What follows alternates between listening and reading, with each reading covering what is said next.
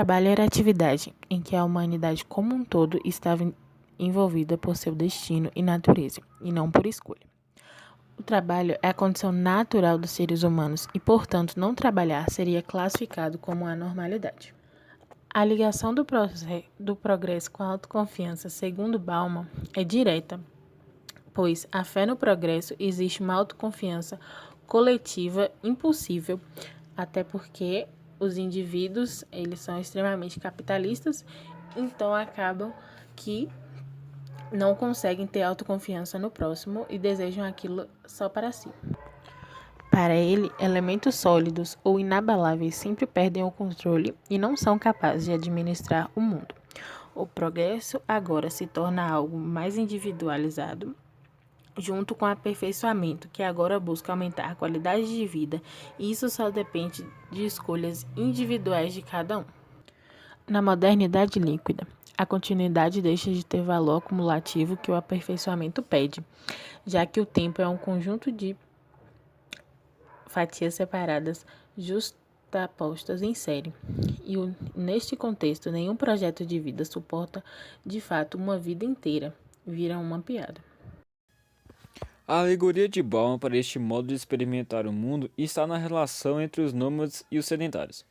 Os nômades ganharam espaço na modernidade líquida, na medida em que o labirinto, a vida por etapas curtas e postas em série, ganhou na organização temporal e social da sociedade contínua dos projetos a longo prazo. Bauman utiliza o argumento de Karl Polanyi, em sua atualização de Karl Marx, para explicar que a possibilidade de ver no trabalho um elemento separado da vida é, portanto, algo que pode ser vendido. Teve como fundamento a separação dos trabalhadores de suas fontes de existência. A separação das atividades produtivas do resto dos objetivos da vida permitiu que o esforço físico e mental se condensasse no fenômeno em si mesmo, uma coisa a ser tratada como todas as coisas, ou seja, a ser manipulada, movida, reunida a outras coisas ou feita em pedaços.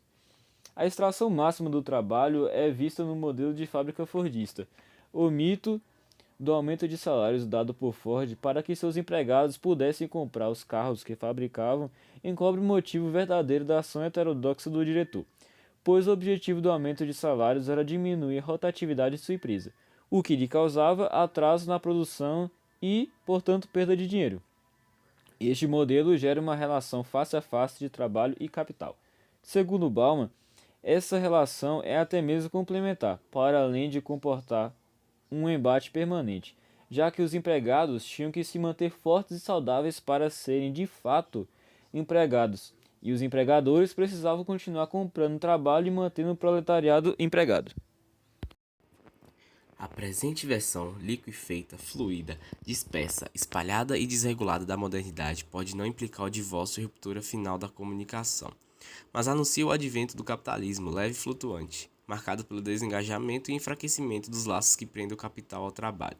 Com a extraterritorialidade do capital, as instituições políticas não podem fazer muito mais do que adular o capital, para que se fixe por momentos a mais no mesmo local.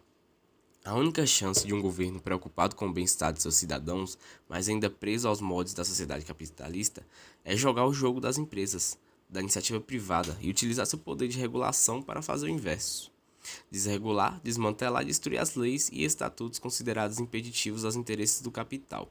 Assim, conseguem alguma credibilidade e confiança do setor privado e recebem em contrapartida migalhas de seguranças para sua administração.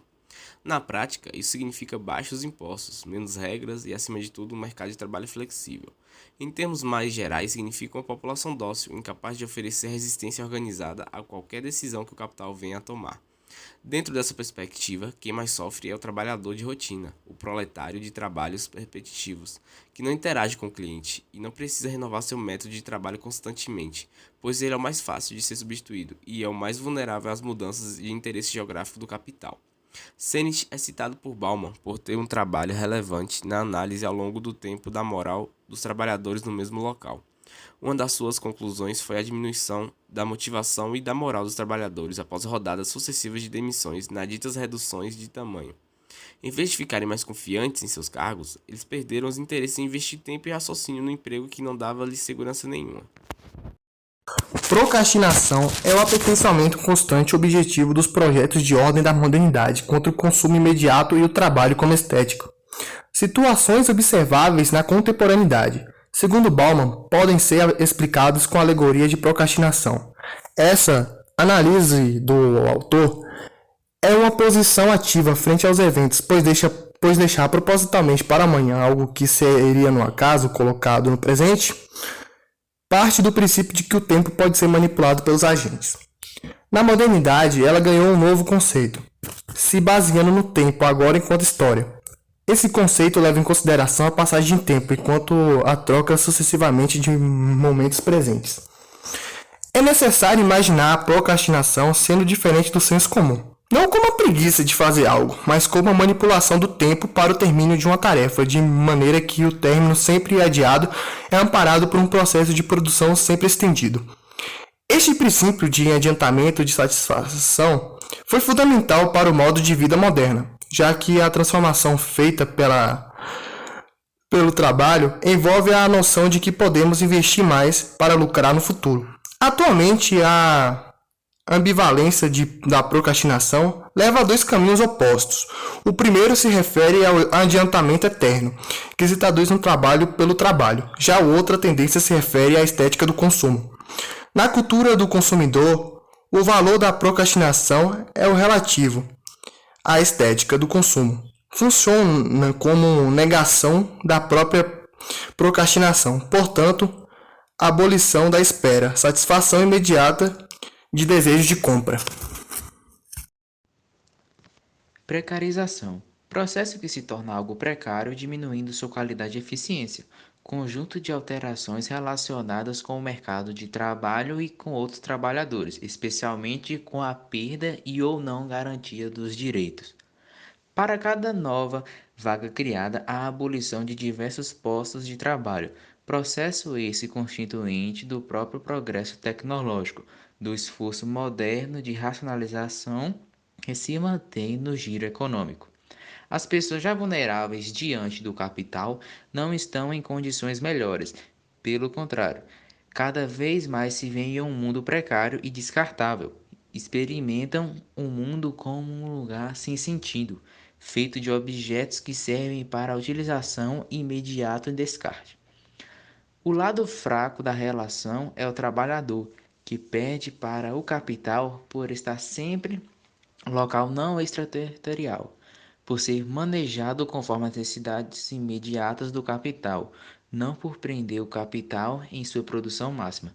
O trabalhador precarizado é passivo em relação aos investidores do capital financeiro, é irrelevante em sua humanidade.